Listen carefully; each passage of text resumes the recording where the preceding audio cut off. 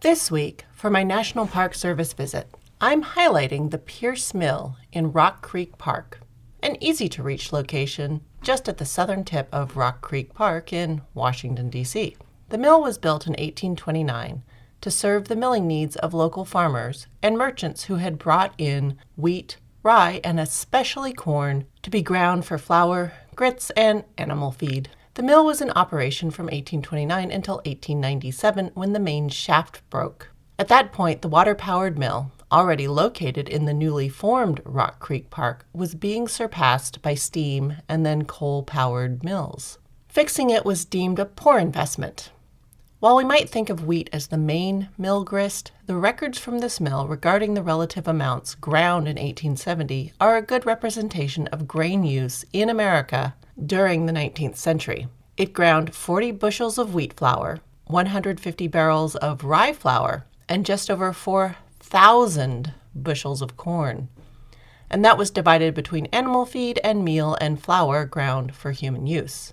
The fact that corn products far outstrip the other ground grains is typical of the country, even if we think of ourselves as a wheat country. In 2011, the mill was refurbished and once again grinds corn.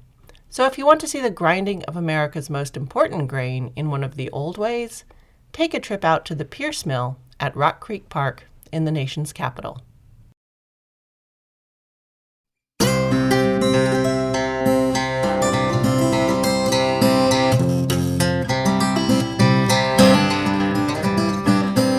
Episode 120, Corn, the National Vegetable. Hello and welcome to the History of American Food. This week I'll be looking at corn as it enters the industrial age. It gets an image makeover, a new style of milling, and goes kind of underground. Who eats it and how is in for a big change. Oh, and it plays a supporting role in the impoverishment of Ireland and has a hand in the bubble that preceded America's first major economic depression. If you want to see how that all works out, pull up to your place at the table and let's dig in. The first thing you need to know is that the research for this episode convinced me I might have to change my tile to include an ear of corn. But we'll see about that.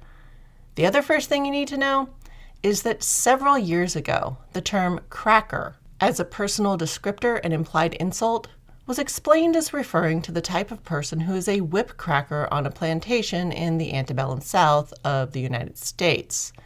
Now, this didn't feel right to me since I had grown up knowing it as an insult thrown at a white person who was acting classless and crude, often from one white person to another. As in, I don't need to hear from that cracker. I mean, yes, it was preferentially applied to people from Georgia and Florida, and Georgia has had the nickname the Cracker State, so kind of true, but it really seemed off to me. Well, I am here to tell you that the definition is completely wrong from a historical perspective, and the reason it comes up now is that the word and its meaning became popular right in this period of the early 19th century. Up until the 19th century, corn was always ground dry. All stored whole grains have a very long shelf life as long as they are dried properly and kept dry. Seeds sprouting from Egyptian tombs and pack mules casually munching on 1,000-year-old corn specimens dug up in archaeological digs at Mayan sites make this point. The starchy endosperm and the protein and fat-rich germ or seed are kept separate until water activates them or until they are broken open by mill or beak or tooth. But once crunching happens, a chemical cascade begins. Unlike wheat flour, which is often bolted or sifted to separate the germ from the flour to keep it from going rancid, in this period, and at all times before, corn kept its germ, which meant that the oils from the corn germ remained in the ground corn. And when the oils were exposed to oxygen, it would go rancid if not used up in a timely manner.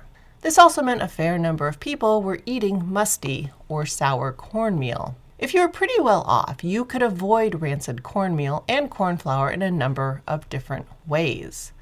But if you were particularly poor or lived a ways away from a mill, you'd have to crack your own corn on basically a daily basis using exactly the same samp mills of the American native locals and the 17th century early colonists.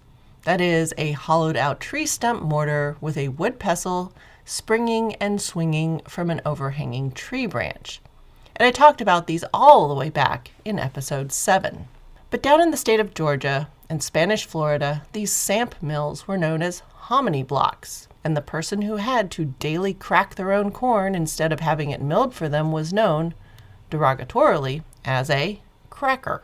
As time went on and more milling became available, including metal hand-cranked home mills, cracker would more specifically apply to people who were not able to purchase milled meal or sometimes chose not to because they were using the cracked corn for the production of untaxed alcoholic beverages made on the sly. Moonshine. Now sure, some of it from northern and western Georgia in the Piedmont might be pretty good stuff, comparable to the whiskeys made from the fast-flowing creek water of Tennessee, Virginia, and Kentucky's limestone hills. But the stuff made from sluggish coastal river water with mash cooked over resiny pine wood, well, I'm sure that was legendary in a different way. But the early 19th century corn was the fuel that was turning the labor crank of America, both animal and human. It was a very limited export crop, but it was the majority grain grown and processed in America. In fact, it was the majority crop that was being grown. And yet, as a food, it was largely denigrated, or at least given a lesser place on the 19th century table. In the same way deer and venison gave way to beef at the end of the 18th century, corn was utterly giving over to wheat in the 19th century as the food people wanted to see on their table. In an odd way, corn stopped being appreciated as a food even as it was literally feeding the nation, both in bowls of mush and in profits. Instead, people saw it as the food that made food, and if it did show up on tables, white corn was considered people food and yellow corn was animal food, or the food of the poor cracker or the enslaved. While it's true that different corn is good for different things, there's flour corn with a particular makeup that makes it ideal for that, and there's the large kernel corn used for whole hominy and hominy grits, the round, hard-skinned popcorn, along with numerous others that were lost out of the profit and speed-focused American agriculture scene. For the consumer, color, rather than fitness for a job, became the determining attribute. And as an aside, one of the biggest losses from the American corn scene was the blue corn that was particularly good for making the masa that went into tortillas. Notably a flatbread of no interest to the wheat-focused European-descended Americans. As we enter the 19th century, consumers began to have choices about what they ate. They started to have purchasing power and the possibility of purchased food products instead of just eating what they grew, found, or made. And there was a prevailing opinion that white meal and grits and hominy were people food and yellow was not, or at least it was inferior for some reason. Now the one exception to corn, was green corn or incompletely ripened corn. Now, as urbanized Americans with refrigerators at the end of a long cold chain to catch produce and keep it fresh, we've lost the plot a little as to what fully ripe and mature corn is. That's where the stalk is yellowed and the corn ears have bent down. The kernels have dried to the point where it's only breakable by horse teeth, metal teeth, or stone. The corn we see when we buy corn at the grocery store to eat at the table is immature, incompletely ripened corn or green corn. The sugary milk inside the kernels has not yet completed its conversion to starch. That's the food that allows it to be stored until it is ground or planted in a moist hillock of earth. Modern sweet corn is now usually a variety with a genetic mutation that disables or markedly slows the chemical processes that would start the sugar to starch cascade. But back here in the 19th century, all corn, when in this immature state, was sugary and milky, so if picked and boiled or roasted right away, it was a divine, if short-lived, seasonal treat. So green corn meant too young to pick for storing, but just right for a few tasty meals in season. And because it was a fleeting treat, it never lost favor on the table. But even as ground corn was losing favor as American table food, it was finding markets abroad in Europe as the Napoleonic Wars continued to ravage the European continent. Remember Waterloo, the last big battle? It took place in 1815. In the years leading up to that, the U.S. exported a fair amount of wheat, to be sure, to supplement the fields trampled by armies as the Napoleonic hordes gobbled up chunks of other countries whole. But the U.S. also exported plenty of salt meat, salt fish, and corn to fill in holes left by all the fields untilled and animals unfed and unraised by the absences of all the people dragged away from their farms to serve in armies or killed during the 11 years of the Napoleonic Wars. This is also the period when the Anglo-Irish began to rapidly expand their influence over the native Irish farmers, changing their relationship to the land they tilled, the cows they raised, and the crops they grew. The Napoleonic Wars meant England was putting the screws to the Irish tenant farmer and importing more food, wheat and beef especially, from Ireland, which meant the Irish themselves were left eating the potato and imported American maize. This meant, sure, wheat was the money grain, but now there were markets abroad for corn too. It was easier to grow and produce many more bushels of grain per acre than wheat or rye or barley or oats. With these new export markets, now it wouldn't just feed the poor farmer or the livestock or the still, it could be sold for hard coin as well. Because corn was so bountiful and now somewhat profitable, in average conditions, enough could be grown by a medium-sized family to last the winter, plus enough for a few money ventures. It became a major tool in the arsenal of the westward movers in the first half of the 19th century. Following on the heels of the Lewis and Clark Corps of Discovery's trip into the Louisiana Purchase and the final kicking out of the British from the Great Lakes region following the War of 1812, the cash-strapped United States started selling off parcels of land to private citizens to build up the depleted treasury. The cash spike created by the Napoleonic War exports were just the start.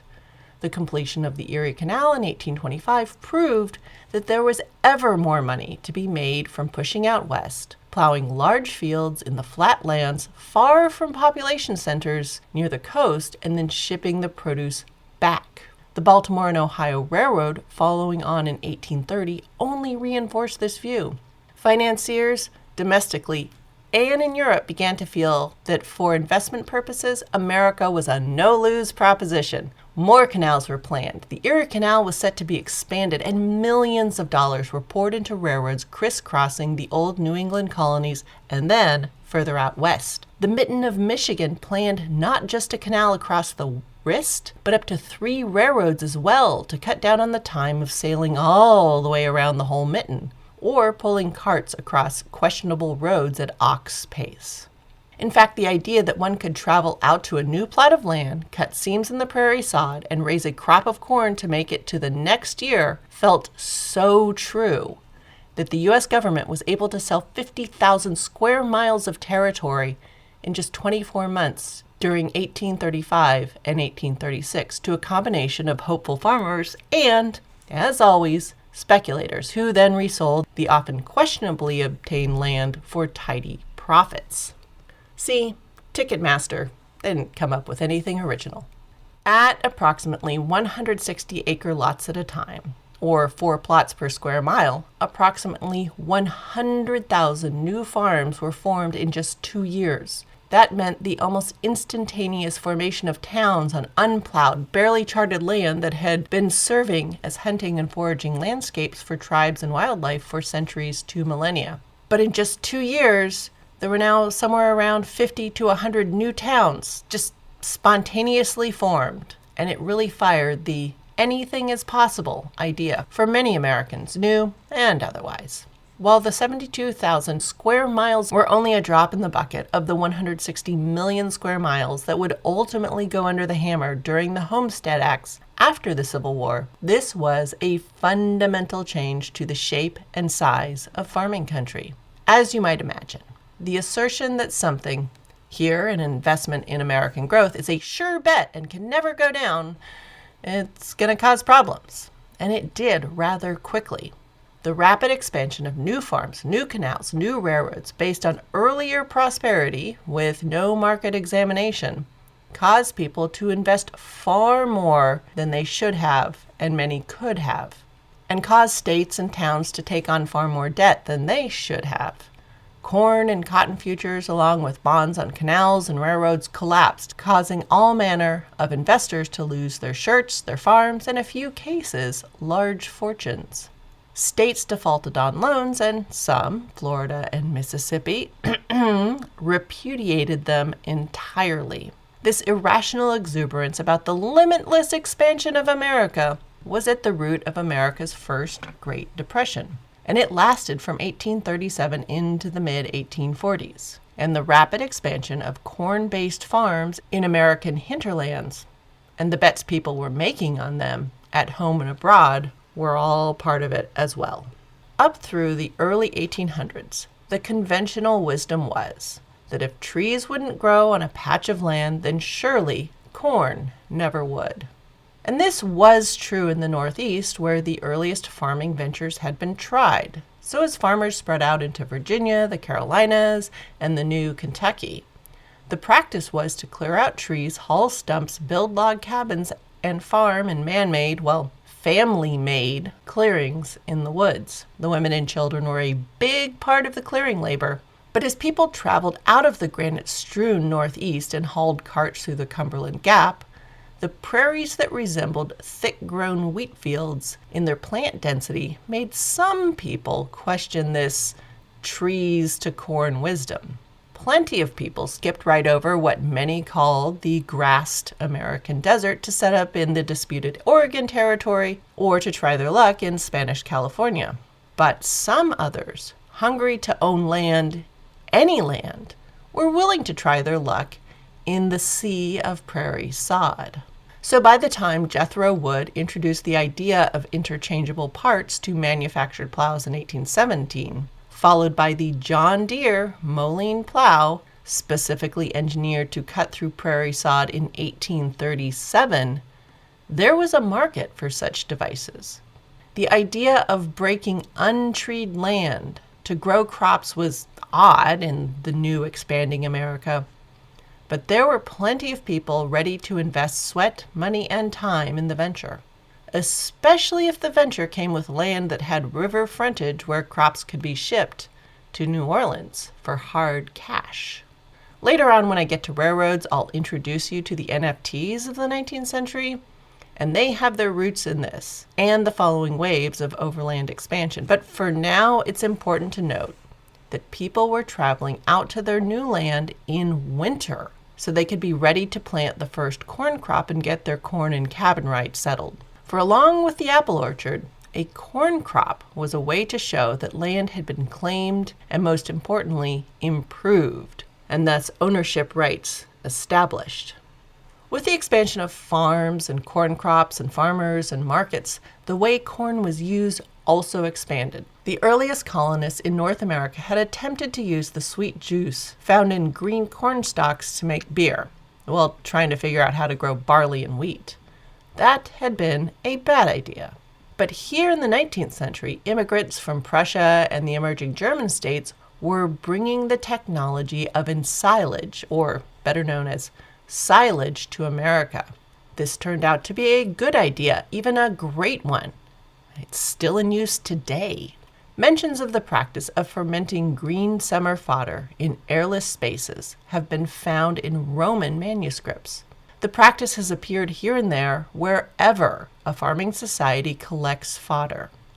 Basically, the method is taking still green fodder from the spring and summer, burying it in rock-lined trenches and letting it slightly ferment until the process is stopped by a lack of oxygen. Then over the winter, this sort of sauerkraut of feed could be given to livestock.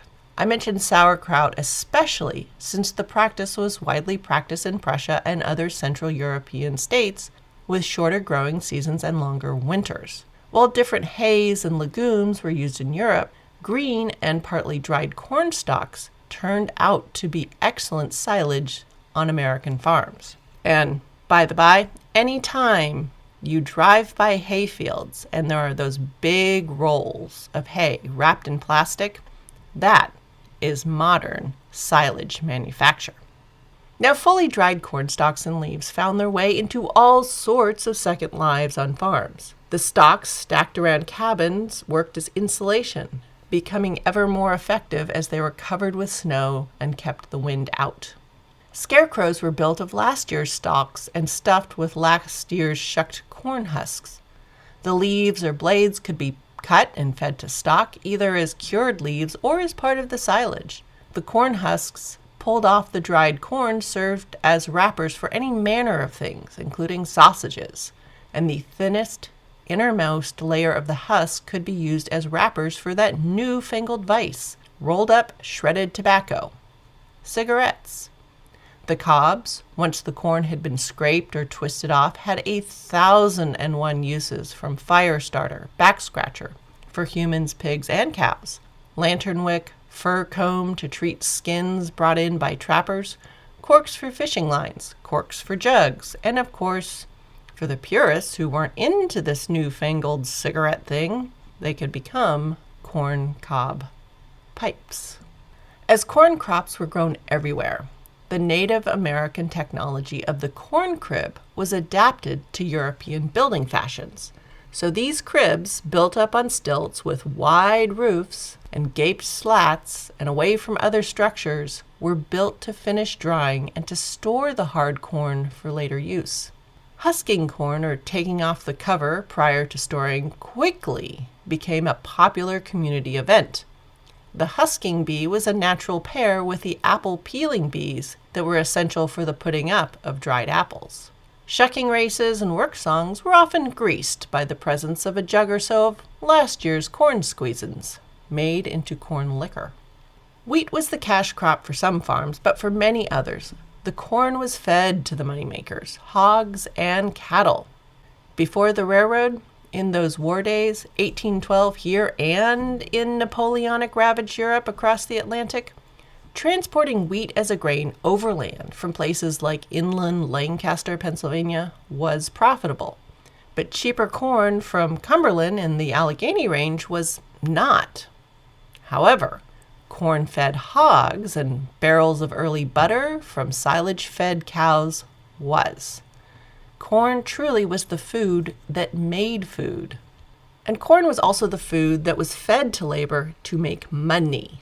After all, this is the period when cotton was king, and corn was the other half of the purchased food that was grudgingly given to the people who poured wealth into the purses of the very few who got very rich off the cotton boom.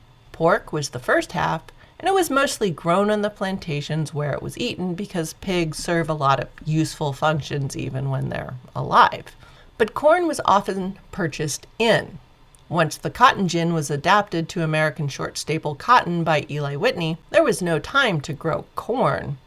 Unless you think the corn was being grown elsewhere up north or something and shipped into the South, this was not so.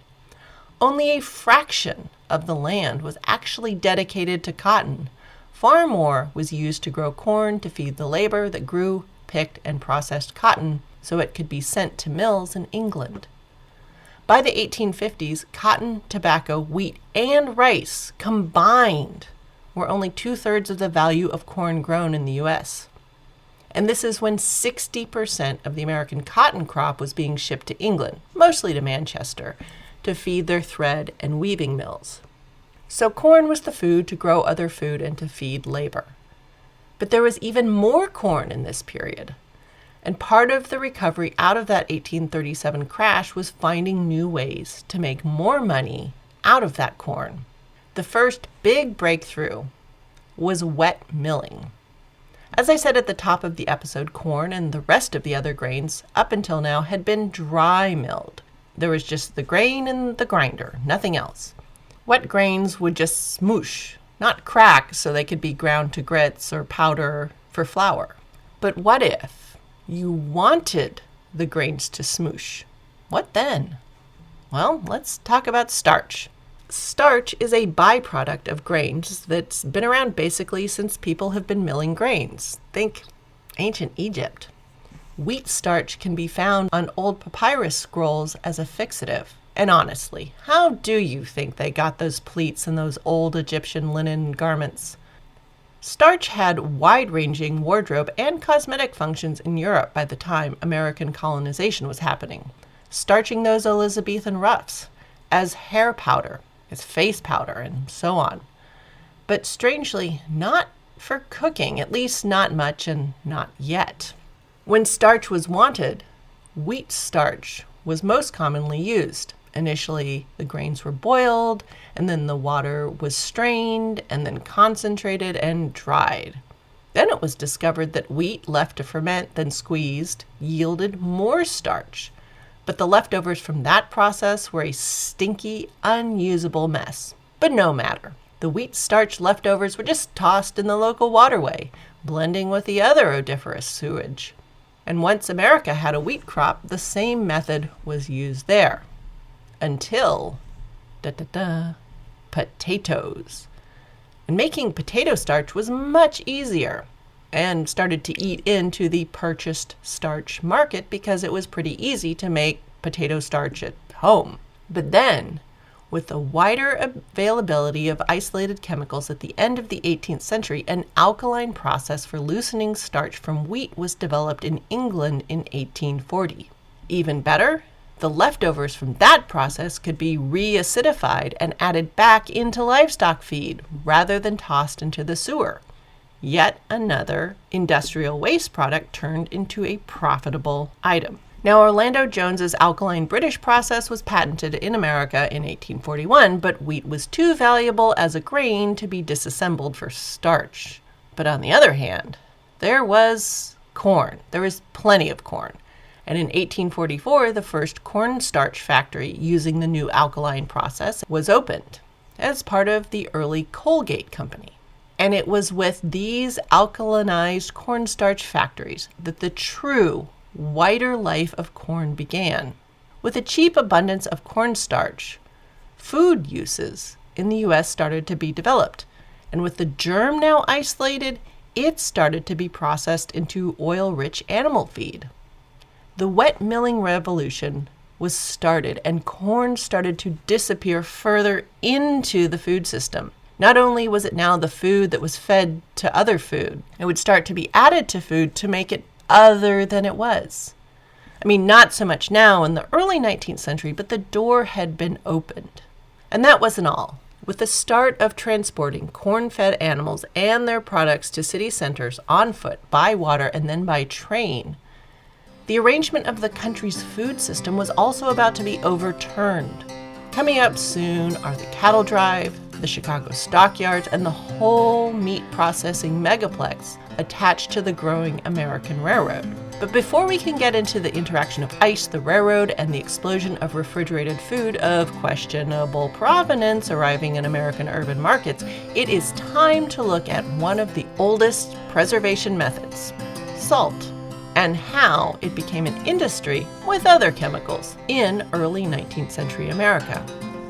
Thanks for listening.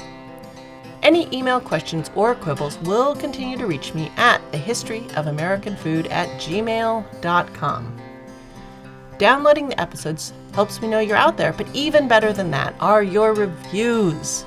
I enjoy reading them, and they let people know that you're listening and enjoying the show, or at least finding it interesting.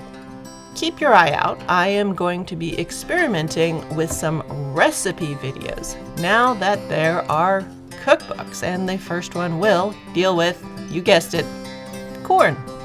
I'm still doing my deep dive into the 19th century with my co-host Jamie Lewis from Plague of Strength in our much looser and rather wilder podcast, Prize Fighters, Circus Freaks, and Gangsters. As always, there's still food, but there's also fashion, fighting, and fraud, and a few other F's, which makes it fun, but not necessarily E for everyone. Music for this podcast is Fingerlympics by Dr. Turtle, and you can find me on Threads and Insta and other places around the internets as @THOA Food, and all this information is available in the show description.